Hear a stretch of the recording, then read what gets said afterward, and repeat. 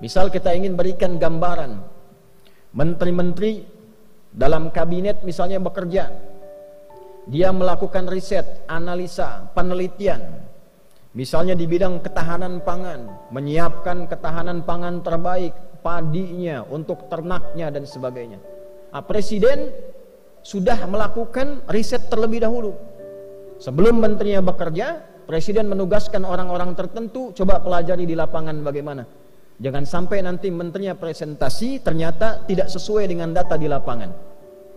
Maka ketika menterinya presentasi di hadapan presiden, kemudian disebutkanlah hasilnya sesuai, hasilnya bagus, yang luar biasa. Sebelum menterinya presentasi, disampaikanlah kemudian catatan-catatan menteri itu di hadapan presiden, misalnya oleh sekretaris kabinetnya, oleh menteri koordinatornya, disebutkan ini catatannya bagus, penelitiannya bagus, hasilnya bagus, datanya benar. Tentu ketika disebutkan prestasi-prestasi yang baik ini, bukankah perasaan menterinya nyaman? Bukankah menterinya akan senang?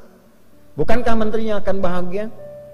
Kalau kita sekarang sedang bekerja dengan baik, berprestasi, kemudian nama kita disebut secara nasional, dipresentasikan, disebutkan di hadapan pejabat-pejabat, disebutkan di hadapan masyarakat-masyarakat, si fulan ini bagus, sholatnya bagus, sosialnya bagus, beramalnya bagus, semangatnya bagus, kenegaraannya bagus. Bukankah ketika diviralkan itu kita merasa bangga? Kita merasa senang? Sekarang orang masuk koran sudah senang, orang viral sudah senang, orang disebut-sebut sudah senang. Nah, ini ada waktunya nama dan amal kita disebut-sebut di hadapan Allah. Si fulan amalnya begini, si fulan salatnya begini, si fulan baca Qur'annya begini, si fulan sedekahnya begini. Disebutkan di hadapan Allah, sekalipun Allah sudah mengetahui itu semua, untuk memberikan petunjuk kepada kita bahwa nama kita sedang disebut, amal kita sedang diagung-agungkan, amal kita sedang dievaluasi. Maka Nabi SAW memberi contoh kepada kita, saya akan sangat merasa senang dan gembira ketika amal saya ditampakkan di hadapan Allah, disebut-sebut, dievaluasi, saya sedang dalam keadaan menunaikan puasa. Sahabat Usamah bin Zaid bin Haritha, karena kecintaannya terhadap ilmu, kecintaannya terhadap Nabi SAW, senantiasa melihat kebiasaan Nabi yang disimpulkan oleh beliau, khusus di bulan Sya'ban, Nabi itu senang menunaikan ibadah tertentu. Maka ditanyakanlah kepada Nabi SAW, beliau berkata, "Qultu," aku bertanya, "Ya Rasulullah, wahai Rasulullah, lam araka tasumu syahran minasyuhuri ma tasumu min syahri Sya'ban."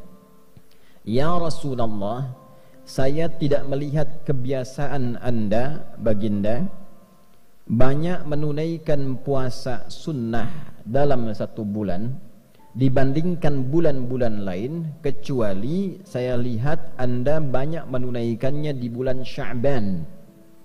Jadi Nabi SAW di luar bulan Ramadan, yang diperintahkan kita menunaikan ibadah puasa wajib sebulan penuh, di luar Ramadan Nabi juga menunaikan puasa sunnah. Di antara sekian bulan, 11 bulan selain Ramadan, Nabi diamati oleh sahabat yang kecil, yang junior ini banyak menunaikan puasa sunnahnya di bulan Sya'ban. Maka ditanyakanlah kepada beliau SAW, mengapa Nabi banyak menunaikan puasa di bulan Sya'ban? Dalam syarahnya, apakah ada keutamaan di bulan Sya'ban ini sehingga dengan itu Nabi SAW banyak menunaikan puasa di bulan ini? Maka Nabi SAW kemudian menjawab, qala Rasulullah SAW, "Dzalika syahrun yaghfulun nasu anhu baina Rajab wa Ramadan." Duhai Usamah bin Zaid bin Haritha, bulan Sya'ban itu adalah bulan yang memiliki keutamaan, bulan yang istimewa, yang keistimewaan ini mulai banyak dilupakan oleh orang-orang. terletak bulan ini antara Rajab dan Ramadan. Dalam syarah hadis ini diantaranya disebutkan, diantara makna Nabi menyebutkan Rajab dan Ramadan untuk memberikan kesan bahwa banyak orang Islam itu memberikan perhatian yang luas pada bulan Rajab, memperingati Isra dan Mi'raj, menggali lagi keutamaannya, belajar tentang keutamaan perjalanan Nabi SAW dari Isra kemudian Mi'raj, dituntaskan dengan hikmahnya. Kemudian setelah itu menyiapkan Ramadan sehingga lupa dengan keutamaan Sya'ban yang letaknya ada di tengah-tengah Rajab dan Ramadan.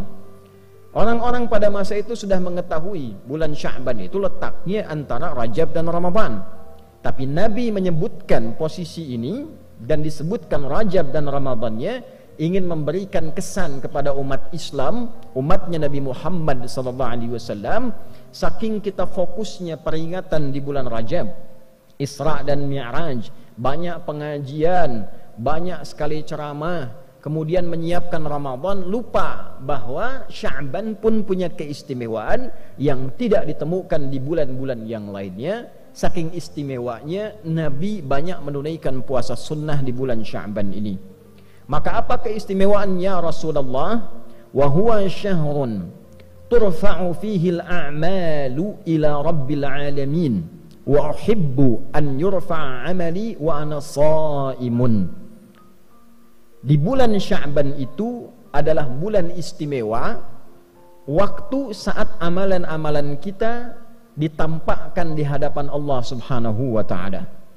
Tentu Allah itu sebelum ditampakkan pun sudah mengetahui sifatnya maha.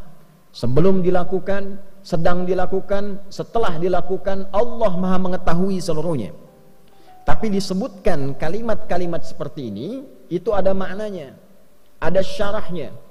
Kalau kita mengaji di ilmu hadis, disebutkan kalimat-kalimat semacam ini untuk menunjukkan bahwa waktu itu begitu istimewa, keadaan itu begitu istimewa. Saking istimewanya amal-amal kita itu disebutkan walaupun sudah diketahui.